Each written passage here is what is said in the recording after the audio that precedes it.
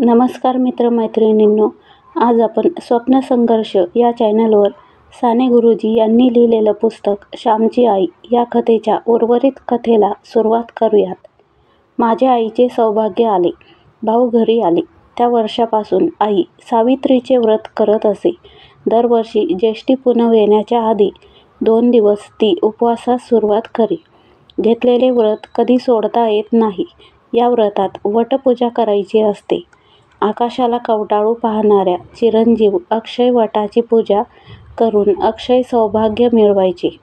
वटवृक्षाप्रमाणे कुळ वाढो, ते जगाला छाया देवो, आधार देवो. वटवृक्ष उंच वर जाऊन जणू स्वशरीराने देवाच्या पायाला स्पर्श करतो.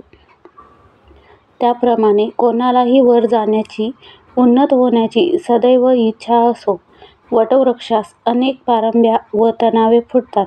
त्याप्रमाणेच कुळ विस्तार होवो व कोणाला बळकटी येवो, या व अशाच शेकडो भावना या वटपूजेने कळत नकळत बायकांच्या जीवनात येत असतील. सावित्री व्रताचे दिवस जवळ येत चालले होते. म्हणजे माझी आई गंभीर होत असे. मी त्यासंबंधीचीच एक आठवण सांगणार आहे. त्यावेळेस मी 8-9 वर्षाचा असेन. सावित्री व्रताला आरंभ होणार होता. माझी आई हिवतापाने आजारी होती. हिवताप सारखा तिच्या पाठीस लागला होता.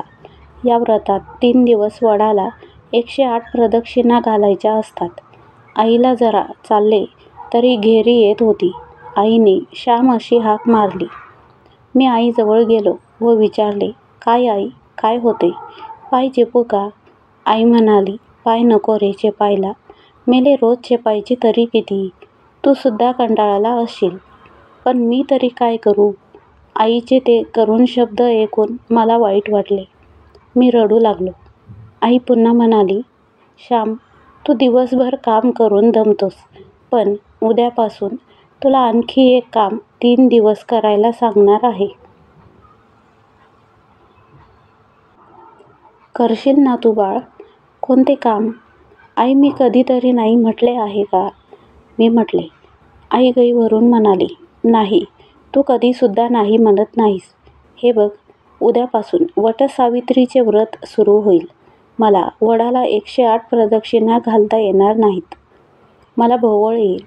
कशी तरी पारावर तुझा हात धरून जाईन, पूजा करीन, 3 प्रदक्षिणा घालीन, बाकीच्या प्रदक्षिणा तू घाल हं बाळ.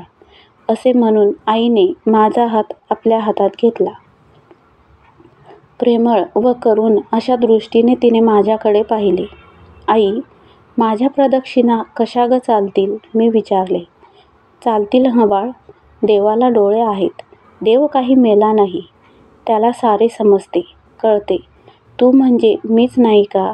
अरे, तू माझ्या पोटचा गोळा, माझाच जणू भाग, माझेच तू रूप.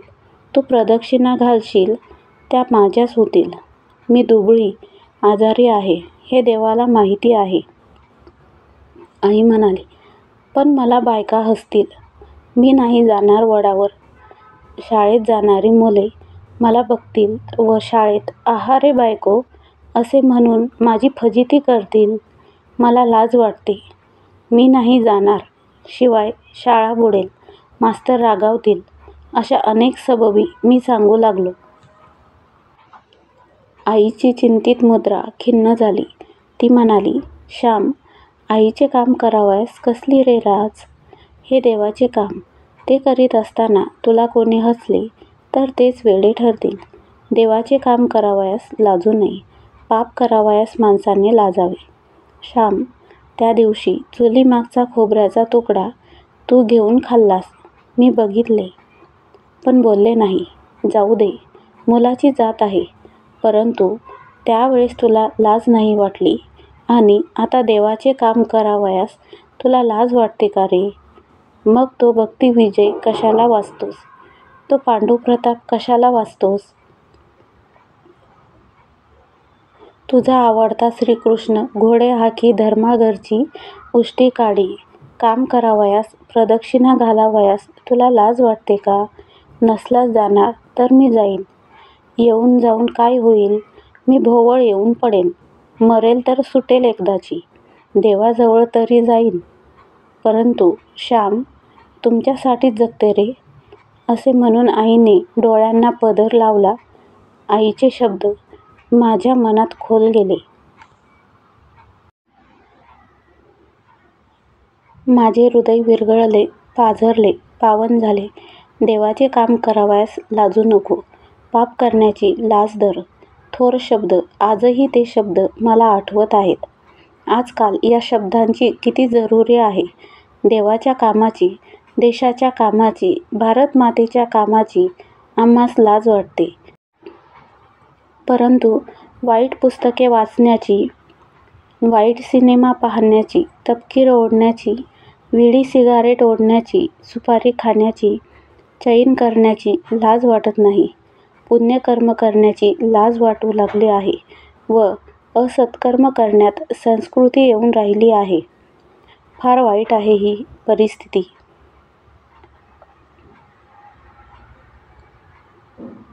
मी आईच्या पाया पडलो व म्हटले, आई, जाईन हो मी. कोणी मला हसो, कोणी काही म्हणो, मी जाईन. पुंडलिक आईबापाची सेवा करून मोठा झाला. देवाला बांधून आणता झाला. तुझे काम करून मला तुझा व देवाचा लाडका होऊ दे. शाळेत मास्तर रागावले, त्यांनी मारले तरी चालेल. आई, तुला माझा राग आला आहे? तुला वाईट वाटले आहे? असे केविलवाणे मी विचारले. नाही हो बाळ, मी तुझ्यावर कशी रागवेन? मला तुझ्यावर रागवता येत नाही हो श्याम, आई म्हणाली. मित्रांनो, मी घरी असलो व वटसावित्री जर आली असली तर वडाला प्रदक्षिणा घालण्यास मी नेहमी जात असे. माझ्या आईचे त्या दिवशीचे शब्द मी कधी विसरणार नाही. पाप करताना लाज वाटू दे, चांगले काम करताना लाज नको. आजची कथा आपल्याला कशी वाटली? आवडल्यास लाईक, शेअर, सबस्क्राईब करा. पुन्हा भेटूया उर्वरित कथेसोबत. तोपर्यंत धन्यवाद.